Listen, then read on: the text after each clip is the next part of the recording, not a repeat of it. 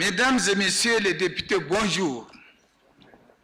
Nous sommes jeudi 18 mai 2023. La séance est ouverte. Je vous invite, pendant que vous êtes debout, à observer 1 minute de silence pour les prières de méditation et de recueillement selon vos convictions et vos confessions.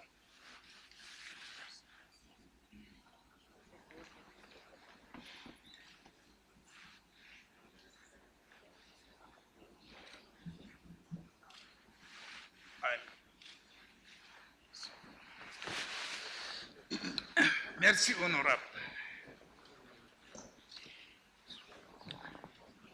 Monsieur le secrétaire général, veuillez procéder à l'appel nominal des parlementaires.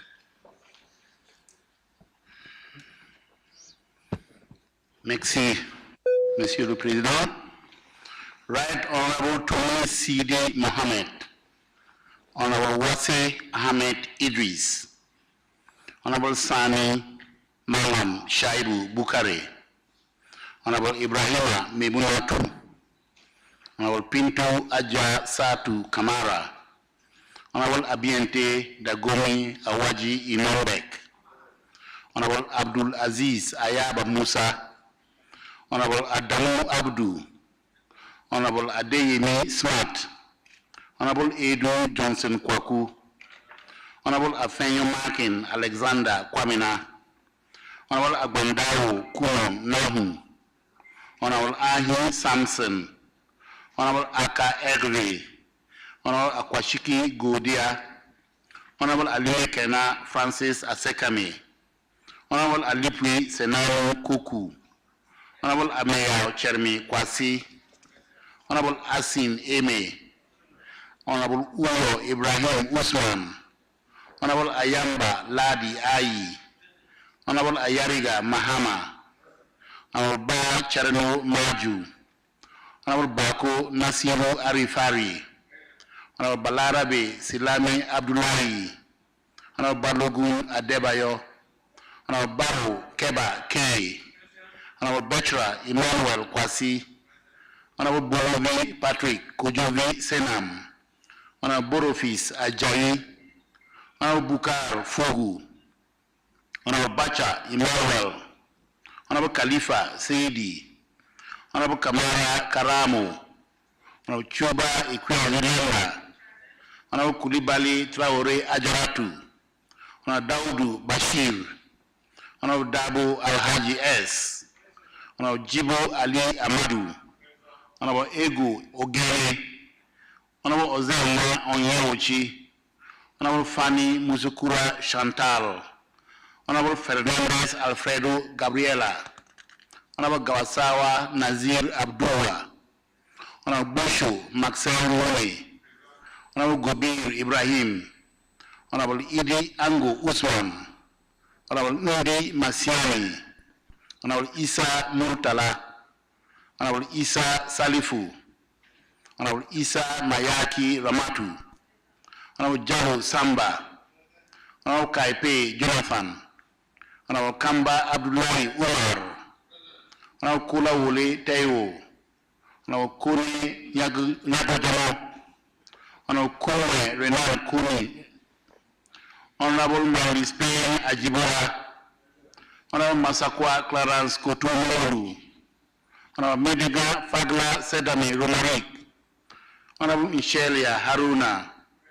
Honorable Mustafa Lekan, Honorable Ndoy Suleiman, Honorable Ndoy Mohammed Ali, Honorable Njai Fatumata, Honorable Nobalo Azul Hippolyte, Honorable Odebiyi Tolu, Honorable Okwa Odona, Honorable Okejef Emmanuel, Honorable Olujimi Biodon Christine, Honorable Ono Sandy, Honorable Pereira Diaz Orlando, Honorable Rusha Rosa Lopez, Honorable Rosario De Brito Nelson, Honorable Sahabi Alhaji Yao, Honorable Seidu Alkali, Honorable Saku Mamadou, Honorable Salam Bamidele, Honorable Saleh Gabriel Zog, Honorable Sal Ibrahim Baba, Honorable Sama Musa Shaka, Honorable Sankara Danladi, Honorable Santos Tavares Carlos Alberto Dos, Honorable Sa Urai, Honorable Sise Nedunuka Kadi, Honorable Sanyong Aja Fata, Honorable Snow Junior Edwin Yaren, Honorable Suarez da Costa Isa Filomena Pereira, Honorable Secretary Suru, Honorable Sira Adama, Honorable Tewu Oluyene Adewale, Honorable Tunkara Billy J, Honorable Umaji Michael, Honorable Viman Abdullahi, Honorable Yusufu Abdurrahmani Bida Nuhum, Honorable Zaho Stephen J.H. Monsieur le Président, la liste est épuisée. Merci. Merci, Monsieur le Secrétaire général. Honorables députés, en application de l'article 71, alinéa 2 de notre règlement intérieur, le Parlement est toujours en nombre pour délibérer et régler son ordre du jour. Il en est ainsi décidé. Honorables députés, malgré les différents rappels aux chefs de délégation, un pays n'a toujours pas déposé à ce jour son rapport pays auprès du secrétariat général. Il s'agit de la Guinée-Bissau. Je propose donc à la plénière de prendre acte de l'impossibilité d'examiner le rapport du dit pays, étant donné que les prochains jours de notre programme de travail sont consacrés aux travaux en commission et à la présentation en plénière des rapports de commission. Par ailleurs, le rapport pays de la Sierra Leone est disponible. De ce constat et conformément à l'article 58 de notre règlement intérieur, je propose une modification au programme de travail de notre session comme suit. Séance interactive conjointement organisée avec l'Union Inter-Parliamentary (UIP) et l'Organisation internationale du travail (OIT) autour de la question de l'élimination progressive du travail des enfants. Présentation du rapport pays de la Sierra Leone. Je soumets cette proposition à l'approbation de la plénière.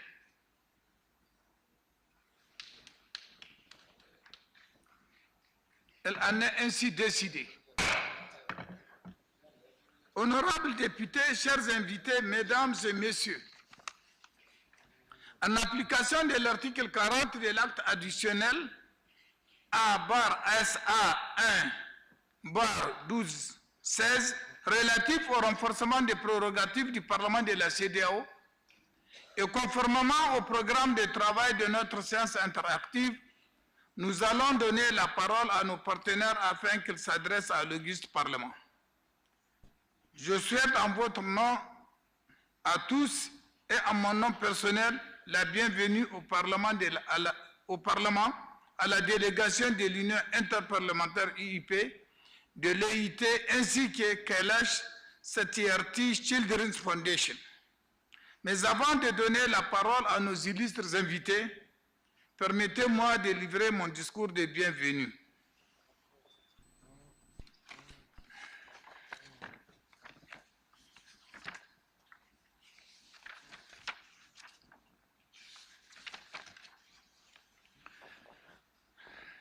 Honorables députés, chers collègues, Monsieur le secrétaire général de l'Union interparlementaire (UIP), Monsieur le représentant du Bureau international du travail, Monsieur le représentant Kailash Satyarthi Children's Foundation, distingués invités, Mesdames et Messieurs, en vos grades, titres et qualités respectifs, je suis heureux d'accueillir ici au Parlement de la CEDEAO les responsables de l'Union interparlementaire et de l'Organisation internationale du travail. Votre présence ici parmi nous est une preuve de notre engagement commun à veiller à la mise en œuvre d'un programme commun sur les questions qui affectent le monde. Depuis l'installation de la 5e législature, Beaucoup a été fait pour consolider la coopération avec l'UIP et tous nos partenaires, y compris l'OIT. Le Parlement de la CEDEAO reste donc attaché à davantage d'engagements de ce type, car cela permet à l'institution de tirer parti des vastes avantages du multilatéralisme et de la coopération interparlementaire. La séance de ce jour vise essentiellement à attirer l'attention sur le travail des enfants. Pour commencer, et comme l'a noté l'Organisation internationale du travail OIT elle-même, le travail des enfants est un phénomène complexe. C'est-à-dire qu'il est difficile à définir étant donné que tout travail effectué par des enfants ne peut être qualifié de travail des enfants. Il est de notoriété publique que la négligence à l'encontre des enfants est la forme la plus courante et aussi la cause majeure de violation des droits de l'enfant. Ainsi, les besoins des enfants sont compromis avec pour effet l'abandon et le déduit du droit à la dignité, à la santé et à l'éducation ou une protection et une prise en charge insuffisantes. Cette négligence contraint alors les enfants à s'engager dans des activités qui constituent une menace pour leur santé, leur éducation et leur développement. Divers instruments clés ont été conçus pour concrétiser la promotion et la protection des droits de l'enfant, en particulier les conventions numéro 138 et numéro 182 de l'OIT, qui déterminent l'âge minimum d'admission à l'emploi et l'interdiction et l'action immédiate pour l'élimination des pires formes de travail des enfants par les États parties. Ainsi, le fait que nous soyons encore soumis à ces défis 34 ans plus tard est tout à fait décourageant et témoigne le manque de volonté politique pour l'épanouissement et le bien-être de nos enfants que nous appelons prétentieusement les futurs leaders. J'ai dit prétentieusement parce que la façon nous les traitons et les propos que nous tenons à leur sujet sont extrêmement opposés. Malgré ces défis, je suis ravi d'indiquer que le Parlement de la CEDEAO en particulier, ainsi que les autres institutions de la communauté et nos partenaires continuent d'œuvrer ensemble pour que les droits de l'enfant soient protégés, préservés et promis à tout prix, à tous les niveaux et à tout moment. À ce sujet, le Parlement s'est fait un devoir de recevoir et de délibérer sur des rapports pays présentés par les délégations nationales des États membres lors des sessions ordinaires. Ces rapports donnent un aperçu de la situation des droits de l'homme dans la sous-région, y compris les droits de l'enfant. Le Parlement assure ensuite le suivi ou se réfère à l'institution appropriée si nécessaire. Aussi, sur le plan régional, au cours de la présente session ordinaire, la commission de la CEDEAO a saisi pour avis le Parlement de la CEDEAO d'un projet de règlement portant adoption du plan d'action régional de la CEDEAO relatif à l'élimination du travail des enfants et du travail forcé. Honorables députés, distingués invités, mesdames et messieurs, à l'échelle sous-régionale, la ville de Dakar, au Sénégal, abrite le Haut Commissariat des Nations Unies aux droits de l'homme et je me réjouis du fait que les 15 États membres de la CEDEAO ont signé et ratifié la Convention des Nations Unies relative aux droits de l'enfant. Fort de ces acquis et de cette perspective, et bien qu'il y ait encore un long chemin à parcourir, je me réjouis également du fait que nous n'avions pas encore perdu le combat dans notre quête d'éradiquer la menace omniprésente du travail des enfants. Toutefois, nous devons nous efforcer davantage à aller de l'avant et à œuvrer ensemble pour atteindre les objectifs que nous nous sommes fixés. Je souhaite par conséquent la bienvenue à nos amis de l'UEP et de l'OIT. J'espère vivement que cette session sera très interactive car l'éradication du travail des enfants sous toutes ses formes à tous à tous les niveaux n'est pas une simple tâche simple, c'est un appel. Je vous remercie. Thank you. Obrigado.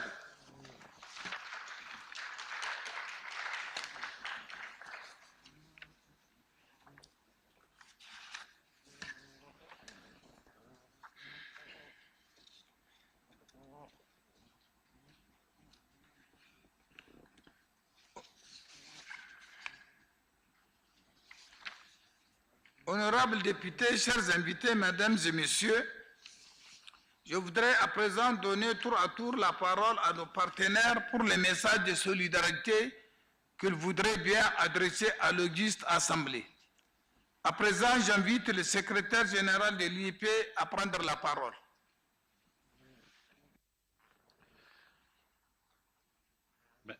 Merci beaucoup, Monsieur le Président, de me passer la parole.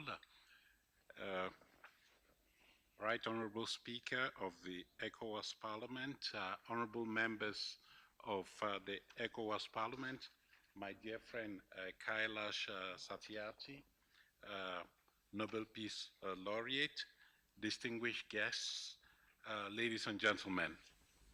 It gives me great pleasure to be here with you today. The last time I addressed this august assembly was way back in 2012, and it was on this issue of child labor that we are dealing with today. I'm therefore very pleased that we have had the opportunity over the past several years to remain seized of this important issue. As you have mentioned, Honorable Speaker, so it is something that is a matter of priority in your sub-region. And I'm very reassured by the words that you have just pronounced here, indicating what the ECOWAS community is doing to stem the worrying tide of child labor in the sub-region. I'm very grateful to Speaker Tunis, who I understand is unavoidably absent. I thank him for inviting me to address this assembly today. I just want to say that I came here to testify to the excellent relations that the Inter-Parliamentary Union has with the ECOWAS Parliament, the ECOWAS Parliament being an associate member of the Inter-Parliamentary Union. We are therefore, in a way, condemned to work together on issues of common interest. And today, we are talking about the issue of children's rights in general, and more specifically, child trafficking and child labor. And we are all agreed that these scourges are a violation of the rights of the child. And we need to include this as a matter of priority in our various strategies. Again, I reiterate that I am reassured that the urgency of this issue is not lost on the authorities of the ECOWAS, especially its parliament. We are therefore pleased to be working with you on this, and we are all aware, and you mentioned it, Mr. Speaker, that child trafficking and child labor have the potential to undermine our social structures. They take away children, in many cases, from their families, compromise economic development, and threaten the future of our children, the life forces of tomorrow. You did say that we claim that children are the future, but there is a gap between what we envision for our children and what we actually do in reality. And so it gives me pleasure today to join forces with the parliamentarians of the ECOWAS sub-region and my very good friend, Nobel Peace Laureate Kailash Satyarthi, with whom we have been crusading over the years in support of children's rights, working specifically to ban to eliminate, to eradicate child labor across the world. Kailash, I must say, I admire the laudable efforts, the noble efforts you and your foundation are deploying, mobilizing parliaments and other stakeholders around the world to support your initiative to stem child labor. Ladies and gentlemen, since 2012, when I was here, we have worked together to support the Ecowas Parliament in efforts to combat child labor. And the strategy that you have adopted and implemented since 2012 has certainly enabled you to bring the issue to the fore, as follow-up workshops in 2016 and 2018 have demonstrated. During today's interactive session, we will learn more about the actions carried out since 2012. We will become aware of and exchange on good practices, but we'll also be lucid enough to identify the challenges that need to be addressed going forward. I think that this will help us indefinitely to readjust the execution of our actions in accordance with the powers that are enshrined in our various constitutions, lawmaking and oversight functions, working in cooperation with all the stakeholders concerned, in this particular case, the Satyarthi Foundation, with a view to achieving more significant results in this area of endeavor. I would like to use the opportunity to pay tribute to the untiring efforts of our partners of the International Labour Organization, with whom we have been working, as you mentioned, Mr. Speaker, to implement those conditions, those conventions that relate to child labor and the rights of children and in general.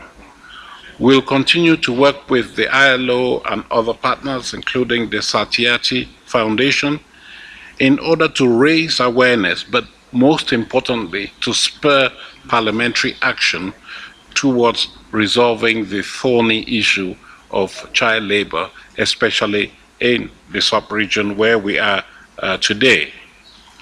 Let me thank the ECOWAS Commission too for its substantial contribution to the fight against trafficking and child labor. Did I understand, Mr. Speaker, that there is currently a draft convention or policy on fighting child labor that has been submitted to the ECOWAS Parliament for comment before it is adopted as an official policy of ECOWAS? Is that correct, Mr. Speaker? Very good. I am very reassured that today we are walking through an open door. Is that correct, Kailash?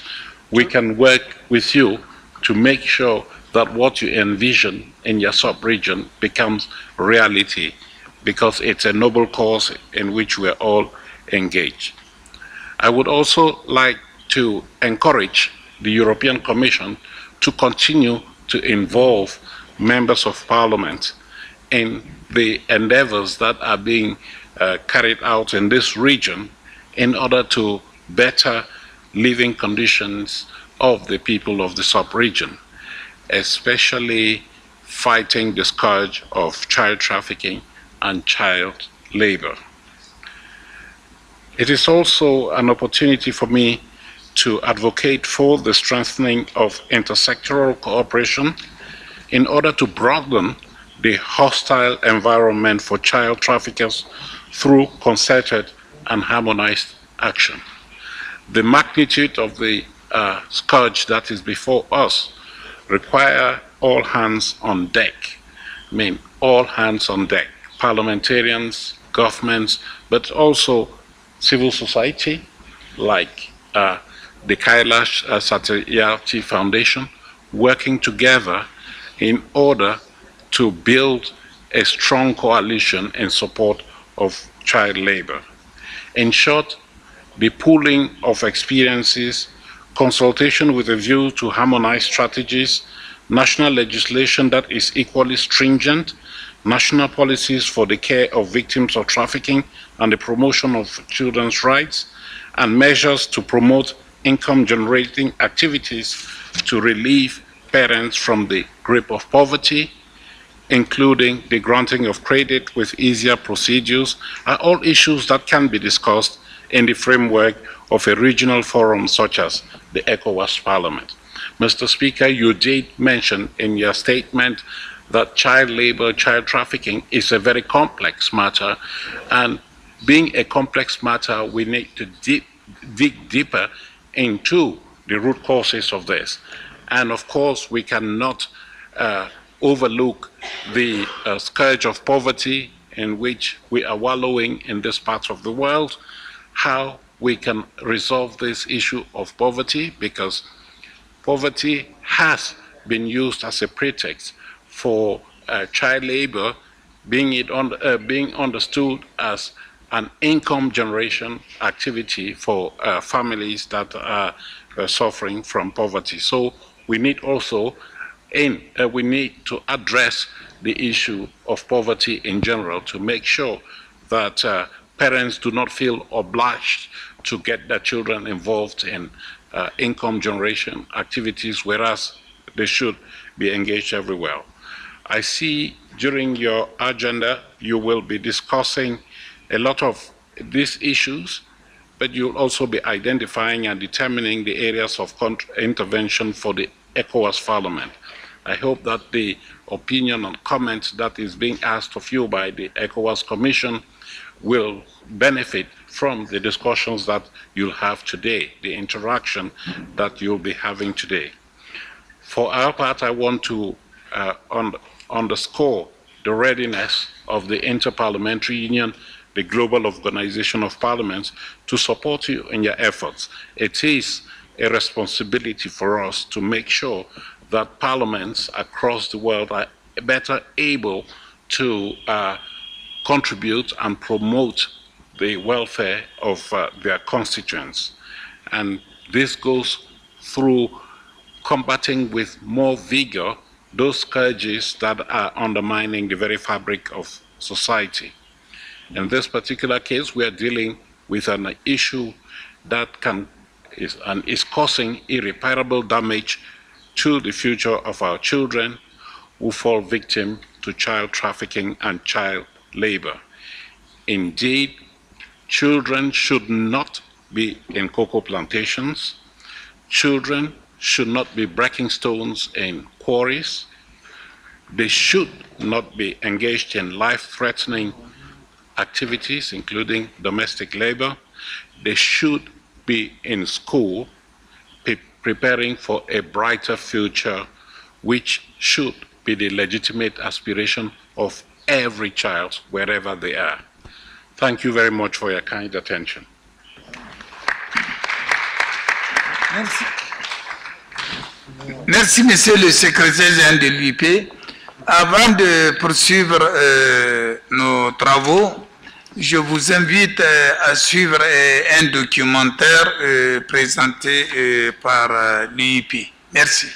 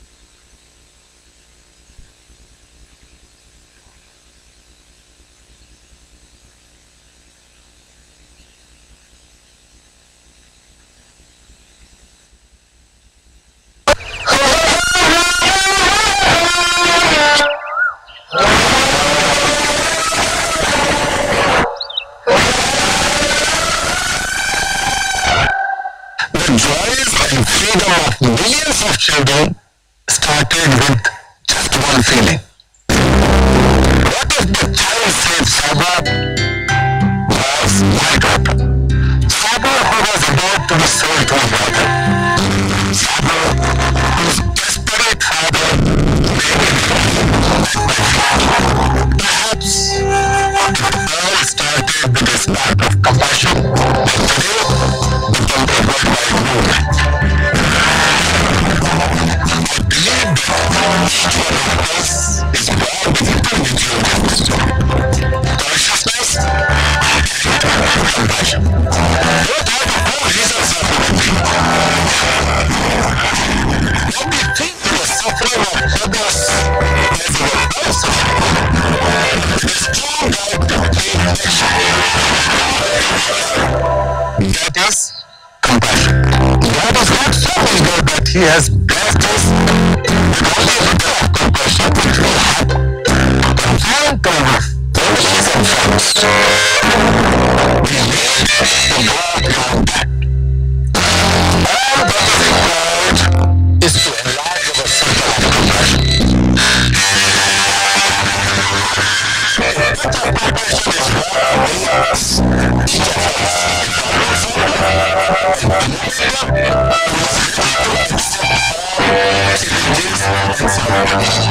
when we work towards making our world a better place, each one of us becomes a compassionate seeker.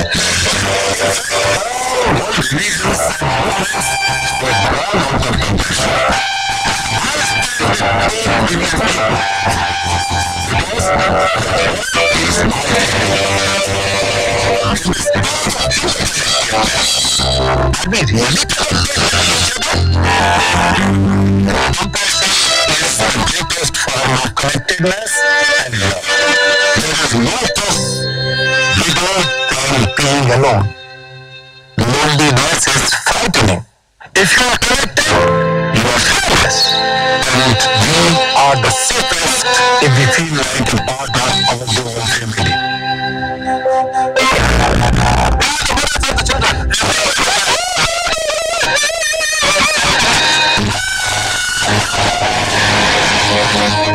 The teacher or the preacher of compassion. I made it a way of life. I truly believe that every solution lies in compassion in action. So my dear friends, as we globalize workplace, resources and data, I urge you all to globalize compassion.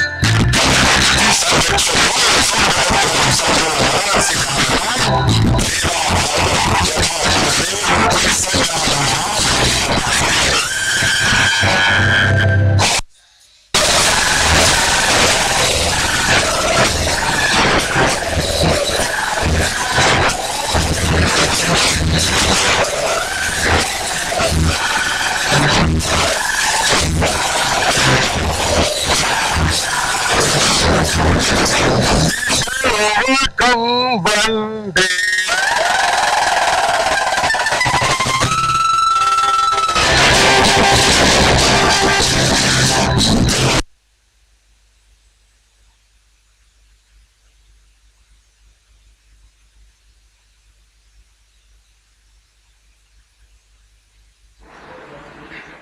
Merci pour la présentation du documentaire. À présent, je donne la parole à la Fondation Kailash Sayerti. Merci. À vous la parole. Thank you. My dear brother and His Excellency Martin Chungong, respected Deputy Speaker, the Secretary General of Ecowas, Your Excellencies, sisters and brothers, I am truly humbled. I am humbled because I am not talking to ordinary people. I strongly feel that you are not only the representatives of your constituencies or your countries. You are not the representatives of your voters and your citizens. Today, you represent the dreams and aspirations of millions of children in this continent.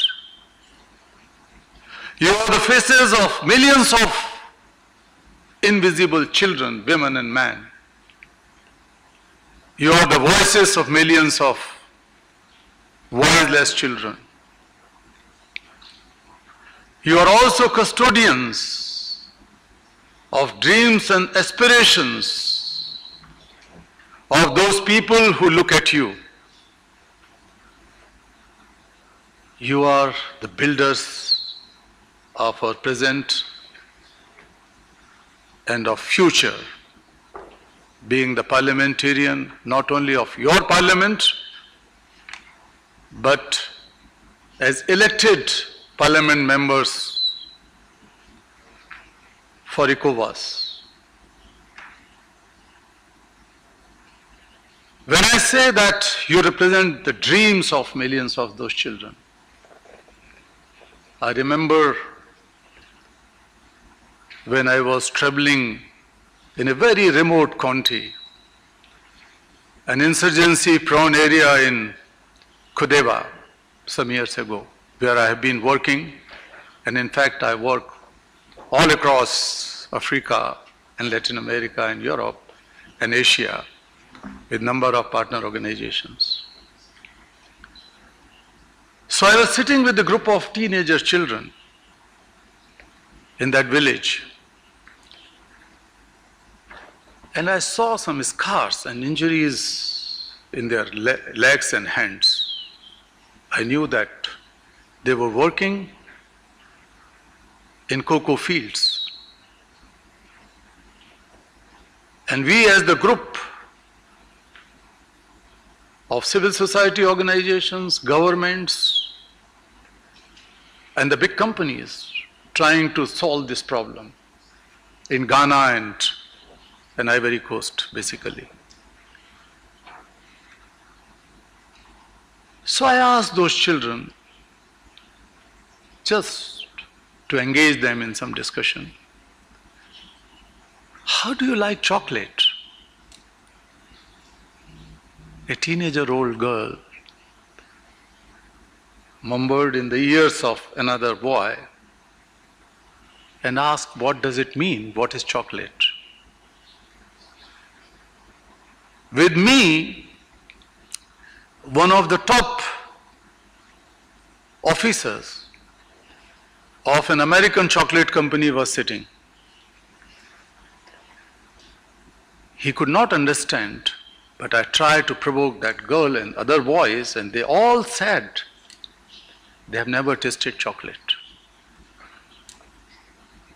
They said they have no idea about chocolate.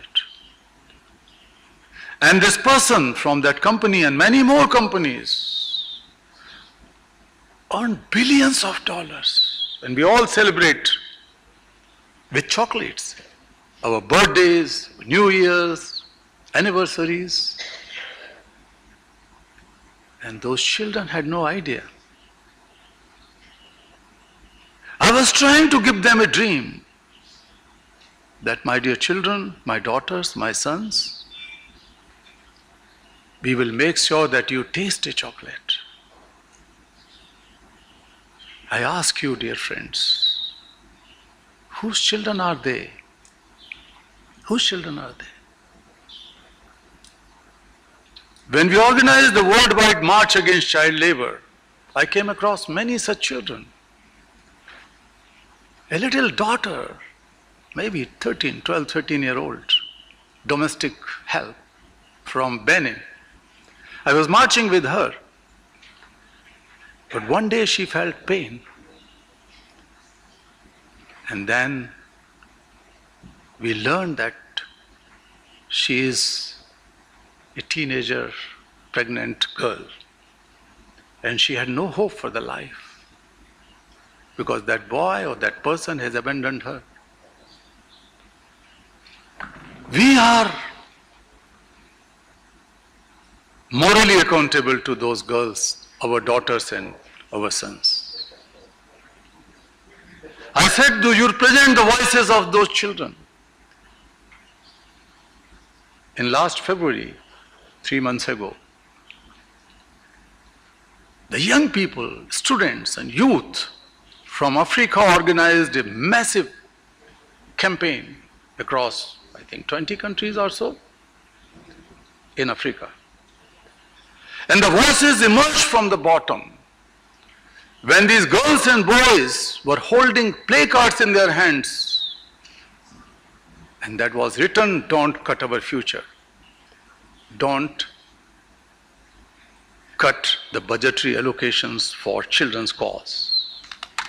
And that was the part of our broader campaign, Justice for Africa. Justice for Africa.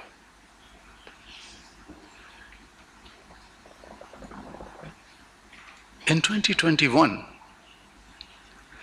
ILO and UNICEF brought a joint report. And that was so shocking. And I can use the blunt language, it was so shameful. That in the first 4 years of SDGs, when we all made the promise to end all forms of child labor by 2025, this is the only promise, this is the only goal which has to be accomplished, goal 8, by 2025. And rest of the SDG goals are supposed to be accomplished in 2030, as you know.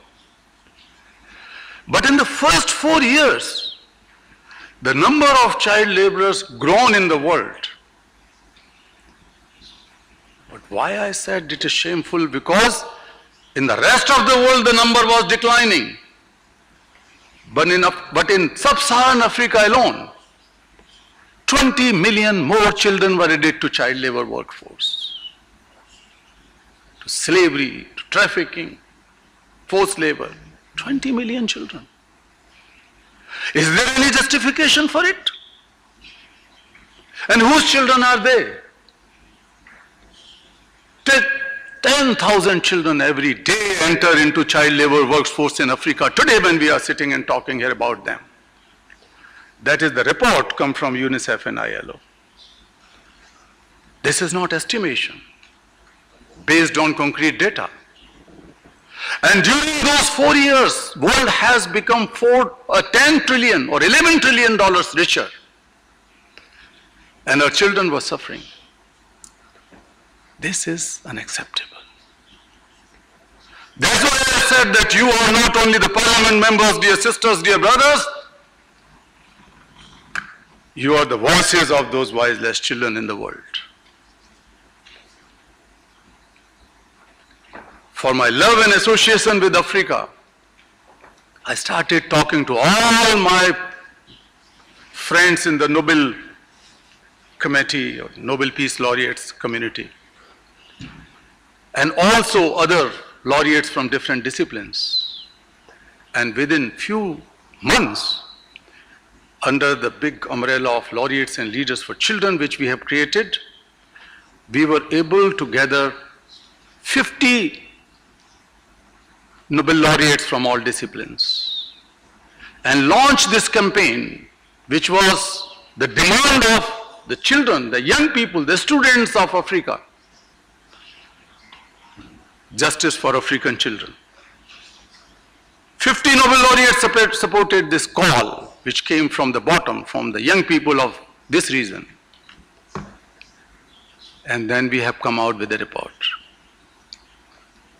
That report is already, you and I have launched it in English, but the French version is available here, and maybe if you allow, it could be launched later on, this French version. It has been launched there, and the deputy speaker is sitting here, Honorable.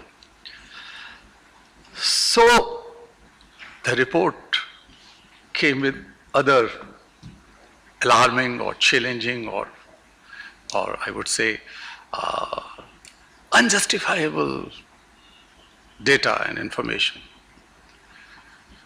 During the COVID-19, but before coming to the data, dear friends, I would like to applaud the actions Ecowas has taken to face this serious challenge, not only the health aspect, but the economic aspect, the livelihood aspect, and the social protection program, which was homely grown in Ecowas, has helped millions of children in this region. I know it, I read those reports. But that you were doing for yourself. What about the rest of the world? 2 or 3 things. The rich countries have allocated $12 trillion for a kind of action agenda, global action agenda on COVID-19. That was global action agenda. And people like us, hoping that the most needed people in low-income countries will benefit out of it. But out of these $12 trillion, only 0.2%, I underline 0.2%, not even 0.5% of the money has been allocated for sub-Saharan Africa. Is it not the global injustice, economic injustice? Not only that, there are two also glaring examples. One is that during those days,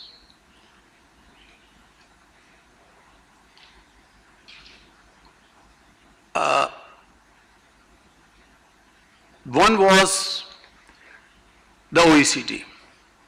OECD has launched this debt deal. And in that deal, they have excluded mines and extraction industries.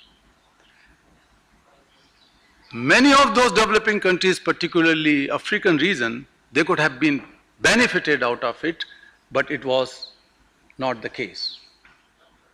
IMF has also launched special drawing rights. But out of that, imagine that we made the calculation in the report which was launched.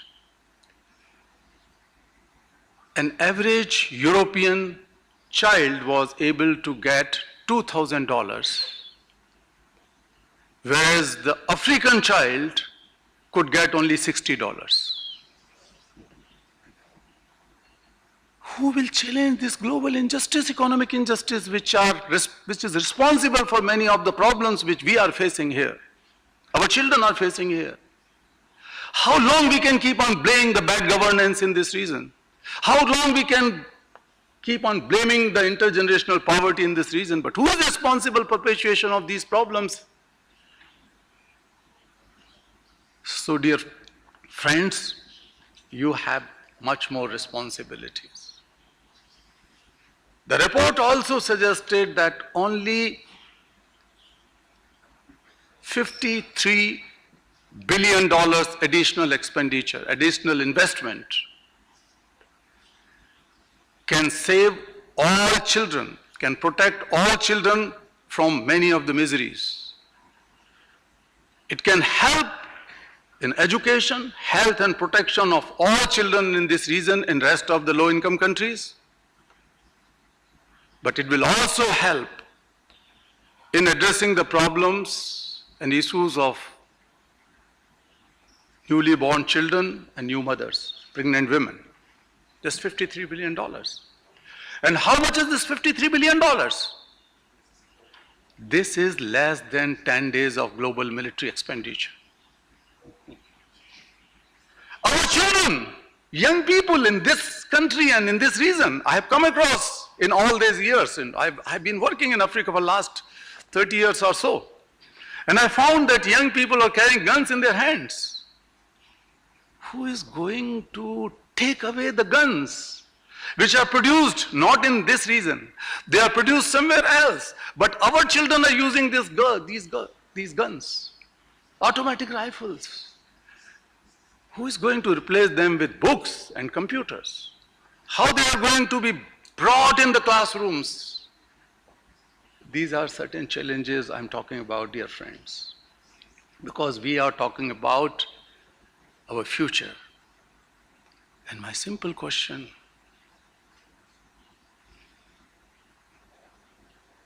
if you focus only on your next elections, who is going to take care of next generation? You are custodian of next generation. There are people, I tell you frankly, he is my brother, my friend. But whenever I meet him and talk to Martin, I feel more empowered. I feel more optimistic. I feel more encouraged. My brother, you are the source of inspiration for millions of people. You don't know what you are doing for the humanity. You are the champion. But it is not enough. We wanted to see champions in you and you and you. I tell you that there is a champion inside each one of you. But you keep on suppressing it in a small circle. Today is the time to break that circle and dig out your champion for change. My purpose of being here and talking to you, that's why I said that I'm humbled and privileged to be with you today. Who will raise the voice that why there is only one representative, only one country sitting in G20? Who will raise the voice that why European Union is member of G20 and why not African Union? Why not one single country is sitting in OECD? And in case of World Bank and IMF, they are the colonial structures which go on, and we have to look into them. But their construction is like that just take off, not the entire Europe. United Kingdom and Belgium and many more countries, each of those countries have more votes than the entire Africa in IMF and World Bank. I think these structural issues have to be addressed, and we have to think loudly that we represent the future of the world. I always say that Africa is the mirror of the world. If the children are begging on the streets, forced to prostitution, taking guns in their hands, pushed into these kind of situations, the world is not safe. The world is not civilized either. It is the collective responsibility of the entire international community to take care of these issues, and they could not be simply determined or considered as their issue and our issue. That has to go if we have to live in a unified and peaceful and sustainable world. So, dear friends, I have three suggestions. The one is very simple. When we talk of child labor, we are talking of so many issues. World has 160 million child laborers and 210 million jobless adults, 200 million children out of school.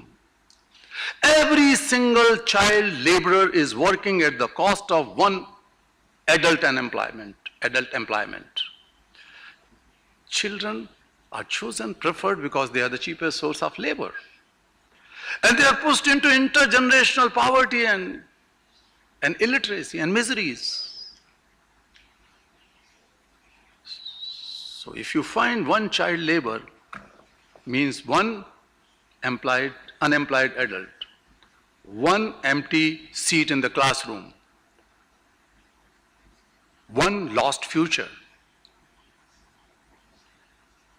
So that is very simple.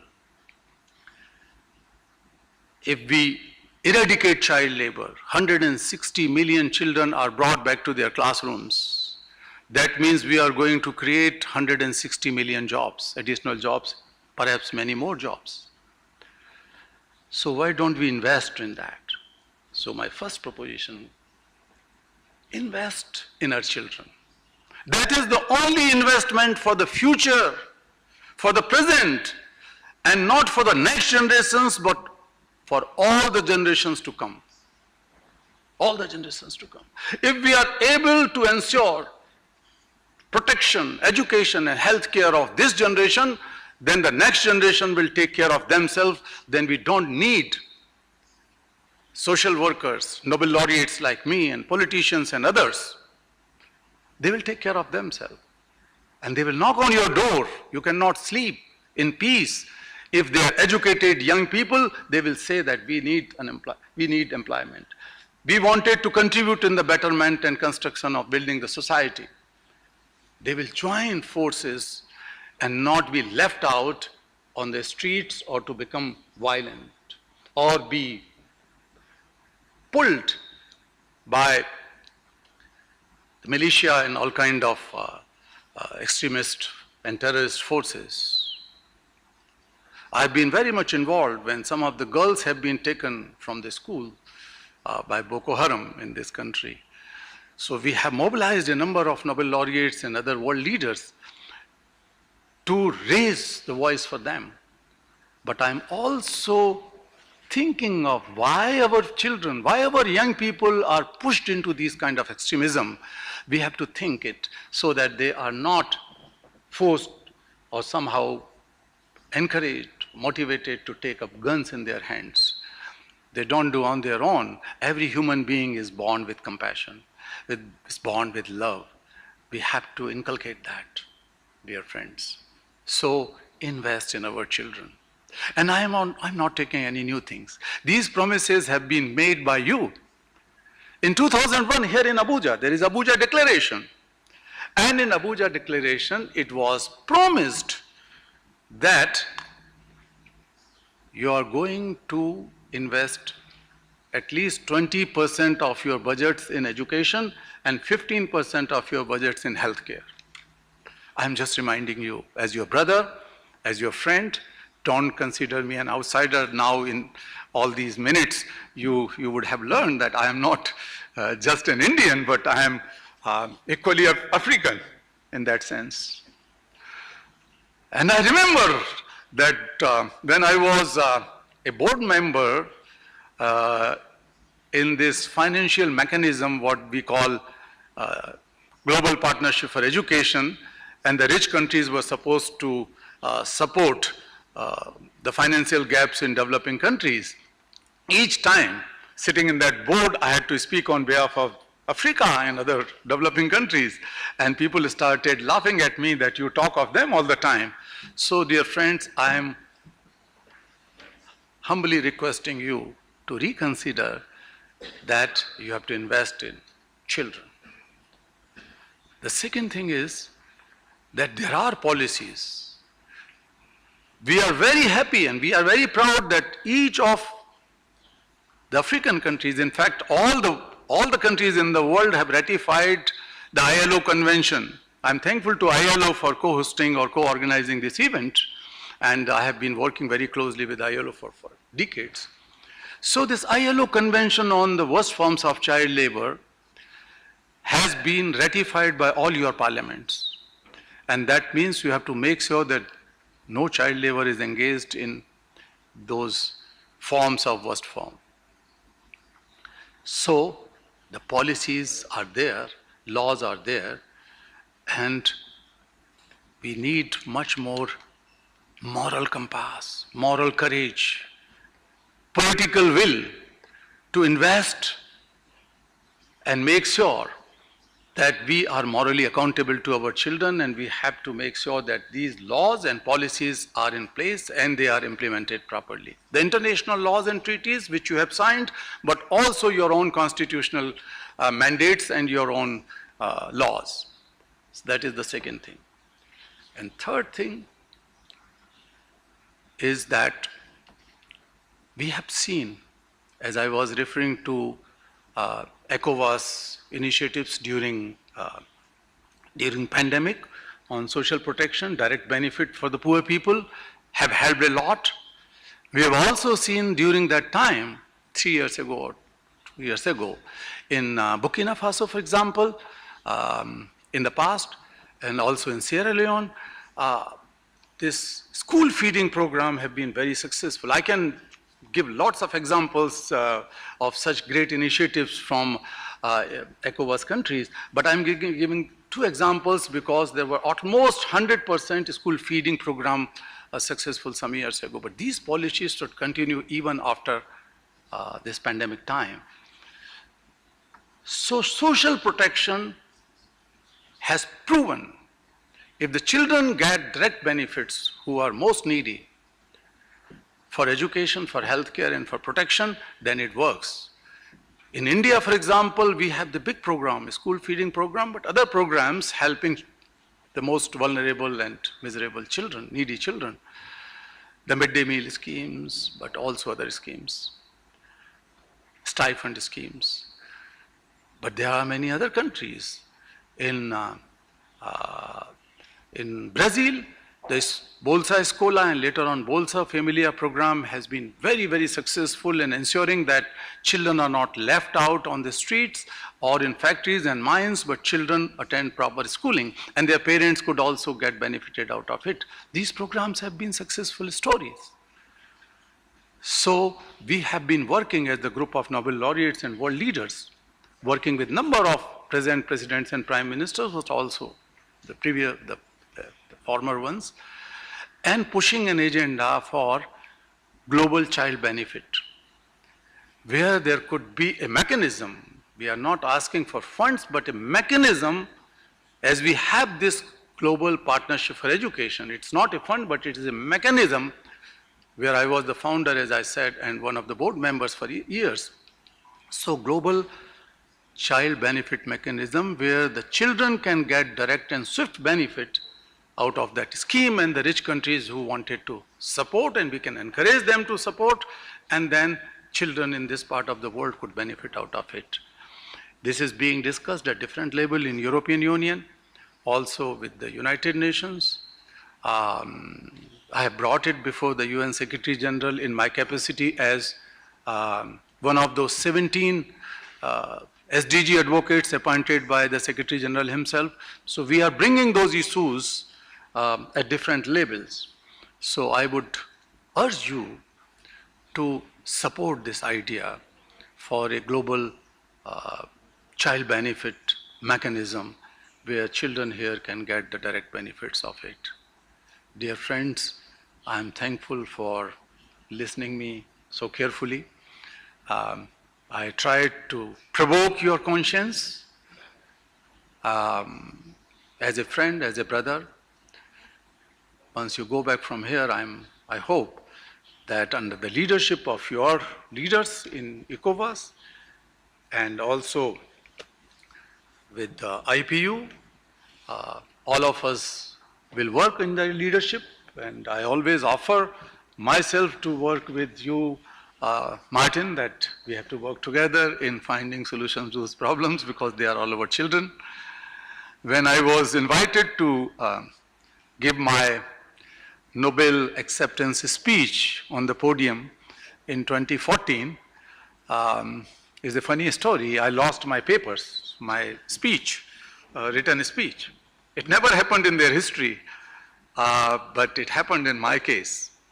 So everybody was very nervous, including the Prime Minister, including several people, and about 1 billion people listened to that globally. So it was quite a funny situation, but I was smiling on the dais, and I remembered a story which I read in my childhood. I will sum up with that story. There was a heavy fire broken out in jungle. All animals were rushing for a safer place, including King Lion. And Lion noticed there was a tiny hummingbird flying straight towards the flames, towards the fire.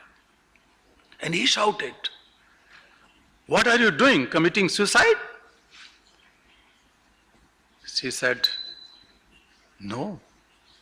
Sir, I am going to extinguish this fire." "How come?" he asked again. She replied, "Sir, look at my beak. I am carrying a drop of water. I am doing my bit." She said, "I am doing my bit," and she flew straight towards the fire.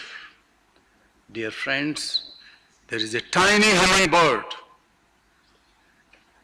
That is your inner compassion. Don't keep it confined to yourself. To your husbands, your wives, your children, your brothers and your sisters. I always believe that God can never be so meager that He has blessed you with a tiny bit of compassion. You are filled with that. You have the ocean of compassion. Your purpose is not just to serve as the parliament members. Today I challenge you, dear friends, that you are here. God has sent you to shape new Africa. God has sent you to shape new world. And the new world can never be shaped. A sustainable, a peaceful, a just world can never be built without the leadership of Africa, African young people and African politicians and ordinary people of Africa. Thank you very much. Thank you.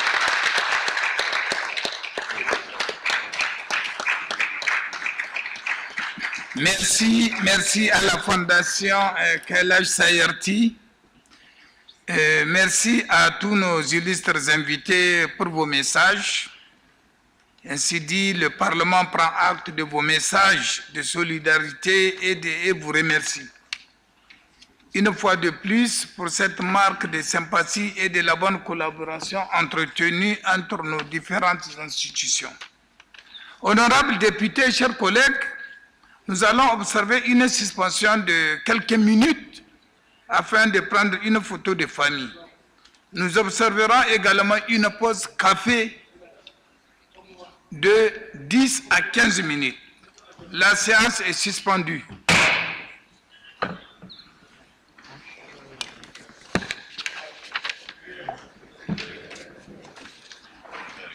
Thank you. Thanks for this opportunity. I invite you to a photograph. No, just here.